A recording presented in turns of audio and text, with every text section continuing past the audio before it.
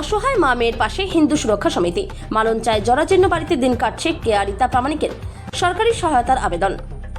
জরাজীর্ণ বাড়ি, আর্থিক অনটনে নিত্য প্রয়োজনীয় সামগ্রী জোগাড় করাও কঠিন।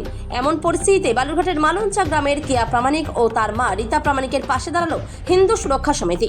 সংগঠনের পক্ষ থেকে তাদের হাতে চাল, ডাল, নিত্য প্রয়োজনীয় সামগ্রী, প্রসাধনী, বস্ত্র এবং আর্থিক সাহায্য তুলে দেওয়া হয়েছে। স্থানীয় সূত্রে জানা গিয়েছে, কেয়া স্নাতক স্তরের পড়াশোনা সম্পন্ন করেছেন। তার মা রীতা অসুস্থ। মা মেয়ের বসবাসের বাড়িটির অবস্থাও অত্যন্ত শোচনীয়। ফলে নিরাপদ বাসস্থান এবং নিত্য প্রয়োজনীয় চাহিদা মেটানো তাদের পক্ষে কঠিন হয়ে উঠেছে। পরিবারটির পরিস্থিতির কথা জানতে পেরে হিন্দু সুরক্ষা সমিতির সদস্যরা তাদের বাড়িতে পৌঁছন। সংগঠনের পক্ষ থেকে সাধ্য অনুযায়ী খাদ্য সামগ্রী, পোশাক, প্রসাধনী ও অন্যান্য প্রয়োজনীয় সামগ্রী দেওয়ার পাশাপাশি আর্থিক সহায়তাও করা হয়। এই কর্মসূচিতে উপস্থিত ছিলেন হিন্দু সুরক্ষা সমিতির জেলা সভাপতি ব্রজকিশোর প্রামাণিক, সহসভাপতি নবদ্বীপ বর্মন ও বিশাল বর্মন, আইটি সেলের তমাল সরকার, বালুরঘাট বিধানসভার সভাপতি পরিতোষশীল, কুমারগঞ্জ বিধানসভা সভাপতি অচিন্ত সরকার, সম্পাদক সুবোধ সরকার, বিশাল বাসফোর, নমিত বর্মন, প্রীতম রায়চৌধুরী, মনোজ শীল, রাজেশ বাসফোর সহ সংগঠনের অন্যান্য সদস্য। সংগঠনের দাবি, কেয়া ও তার মায়ের মতো অসহায় পরিবারের পাশে সরকারি প্রশাসনেরও দ্রুত এগিয়ে আসা প্রয়োজন। সরকারি প্রকল্পের মাধ্যমে তাদের আবাসন ও প্রয়োজনীয় সহায়তা নিশ্চিত করা গেলে মা মেয়ের জীবনযাত্রায় স্থায়ী পরিবর্তন আসতে পারে। বালুরঘাট থেকে Shibshankar Chatterjee report, big news Bangla. যে একটা যে অসহায় যে পরিবার আছে তাদের যে পাশে যে দাঁড়াবে, এখানকার তো তারা দৃষ্টি আকর্ষণ করছে না তো।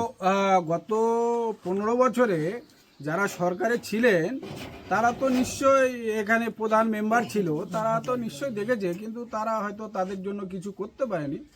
তবে আমাদের হিন্দু সরকার, বিজেপি সরকার এসেছে সবেমাত্র 3-4 মাস চলছে।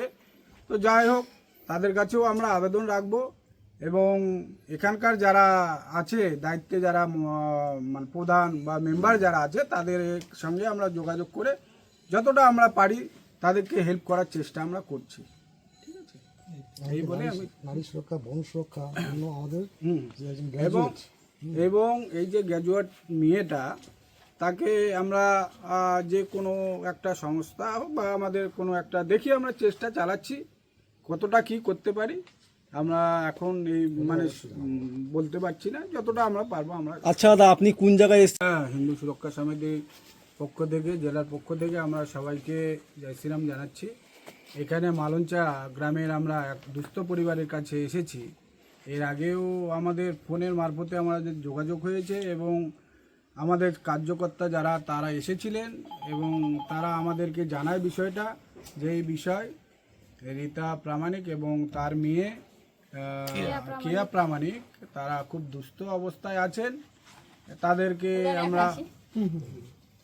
আমরা যতটুকু পারি মানে আর্থিক সাহায্য এবং ওদের যে মানে মানে সামগ্রী, মানে একটা পরিবার চালাতে 1 মাস বা 15 দিনের একটা যতটুকু আমরা দেওয়ার মতো সাধ্য মতো আমরা দিয়েছি। এবং যে কেয়া প্রামাণিক, ওই মেধা এবং আপনার গ্র্যাজুয়েশন, তাকে একটা আমরা কোনো কর্মসংস্থানে ঢোকানোর চেষ্টা করব আমাদের হিন্দু সংগঠনের পক্ষ থেকে, হিন্দু সুরক্ষা সমিতির পক্ষ থেকে।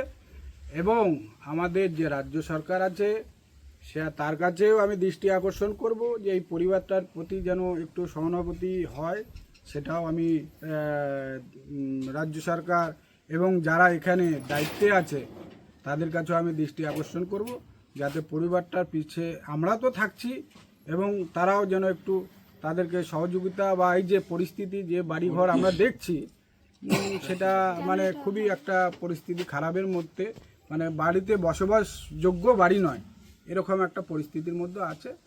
তো যাই হোক, আগামী দিনে আমরা ওনাদের সঙ্গে, মানে কেয়া প্রামাণিক আর ওর মা যে আছে রীতা প্রামাণিক, তার সঙ্গে আমরা থাকবো। আমাদের হিন্দু সুরক্ষা সমিতি থাকবে এবং আমাদের যে কার্যকর্তারা আছে তারা আমরা থাকবো, খোঁজ খবর নিব, ওনাদের সুবিধা ও অসুবিধা কী সেটা আমরা অবশ্যই খোঁজ খবর নেব। এবং আবারও বলছি যে আমাদের যে সরকার, বর্তমান সরকারের কাছে আমি দৃষ্টি আকর্ষণ করব, এই পরিবারটার প্রতি যেন একটু সহানুভূতি হয়, তার জন্য আমি মানে সরকারের পক্ষে, সরকারের কাছে আমি আবেদন রাখছি। এই তো আমাদের হচ্ছে ইয়ে। এবং আচ্ছা দাদা, বলছিলাম এখানে দাদা